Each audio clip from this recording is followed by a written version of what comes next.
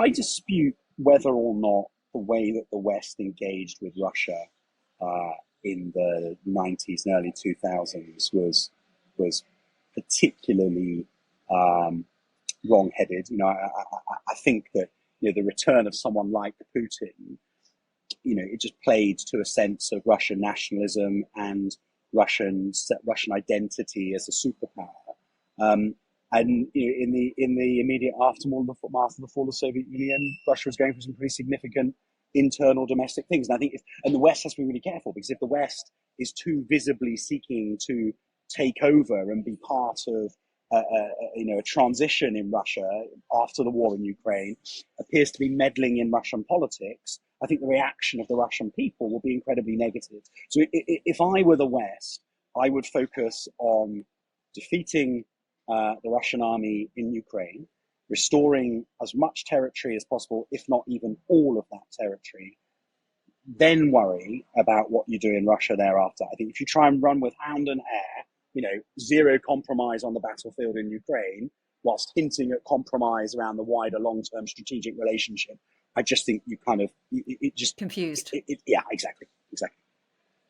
And Ukraine has really shown what it can do on deep strikes using drones in Russia, with these recent attacks it's carried out on a large armament depot in Toropet and then a huge depot in Tihoresk. I'm not quite sure if I've said that right, but apologies if I haven't, to our audience. Is Ukraine reaching the point where it can seriously slow Russia's ability to wage war by methodically targeting Russian logistics at source? 100%.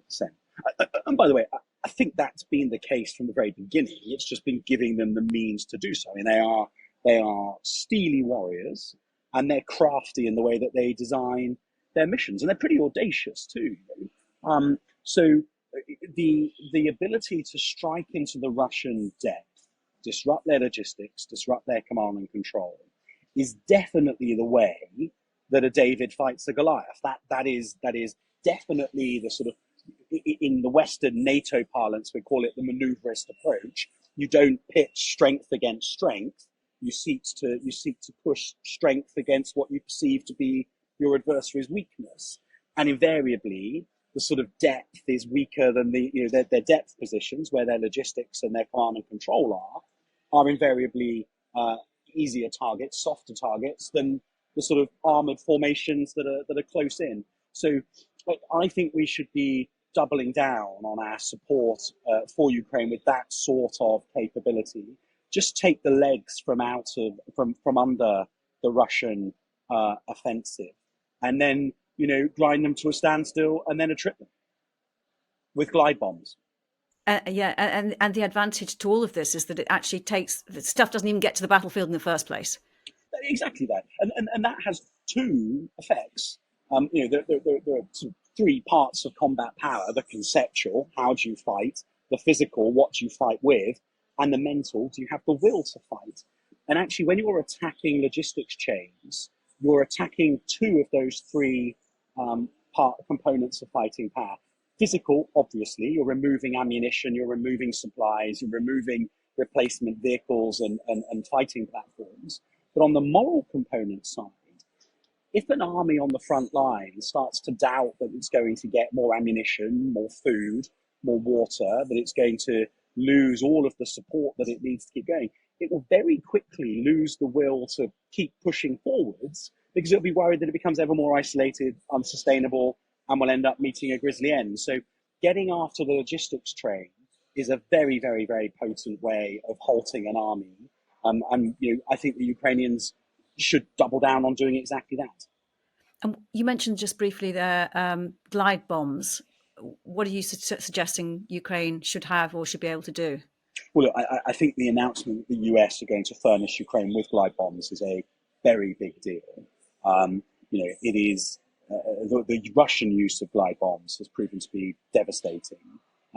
Real mass of munitions that you can just drop on front lines that can't be interdicted by electronic warfare or anything else. Just gravity doing what it does, and it's been incredibly effective. So giving the Ukrainians the American equivalent of the system that the Russians have been using sends a really big message to Russia that what they've that they'll reap what they sow. But also, says to the Ukrainians that here's another commitment that the US is making to the Ukrainian cause. It's not the absolute top of Zelensky's list. That was the ability to use ATACMS onto Russian soil. But nonetheless, as a consolation prize, walking away with a new supply of glide bombs, is it joint strike weapon they call it? That's a really big win for Ukraine, and will have a big psychological effect on the Russian front lines when these glide bombs. And I think I read earlier today in some of the immediate reporting of the announcement that they're likely to be glide bombs carrying cluster munitions. Well, cluster munitions are the absolute devil for enemy in trenches on the front line, because they obliterate a really wide area as they are deployed. And the psychological impact of that, when you're hunkered down in your trench, already hiding from some pretty miserable weather, and then all of a sudden you start just having all these bomblets raining down on you. Awful, awful, awful experience, and may well break the Russian will. Who knows? Do we know how many and when? No, I've not seen anything on that. I've just a headline announcement that they are part of the new package. It's really, really interesting development, isn't it? And It is. something that's been the bane of the Ukrainian forces' life. So interesting to see the tables turn and the effect that's actually going to have in the coming months, 100%. if it is in the coming months. Just wanted, if I may, to draw your attention or get your thoughts on some comments made by the French president, Emmanuel Macron, in his international meeting for peace in Paris. He called on a new international order and a rethink on relations with Russia in the future, and the organisation of Europe, acknowledging that the current world order created after World War II was incomplete. A new model needed to take into account equal representation for all European nationals and larger peace-building tactics. Why do you think he's saying this? And do you think he has a point? Well, look, You're looking for the diplomatic answer, aren't you? yeah, look, it's not language that I would seek to use at this point, because I think it can sound awfully conciliatory to Russia. And I've never subscribed. There was a time at the very beginning of the war where the media handling advice for me as a UK minister, as a regular spokesman for the UK government, was to really, unrelentlessly say Putin, never Russia, in my sort of condemnation of what was going on. And the big idea was we needed to vilify Putin, alienate him from the wider Russian elite, but not alienate Russia from the European community that we hope one day to reconcile it to. I think I think Macron is, communicating today in a very similar vein, and it's definitely the case that whether Russia, hopefully Russia will be completely vanquished in Ukraine, and when a vanquished Russia, licking its wounds, probably going through some very traumatic political moments as well, looks westwards, I think it probably does matter to sort of validate Macron's point that Russia feels like there is a route back to being a part of the European Union. There's no doubt that the Russian elite in Moscow, and particularly St. Petersburg, see themselves as Europeans, not Asians with China as their obvious partner.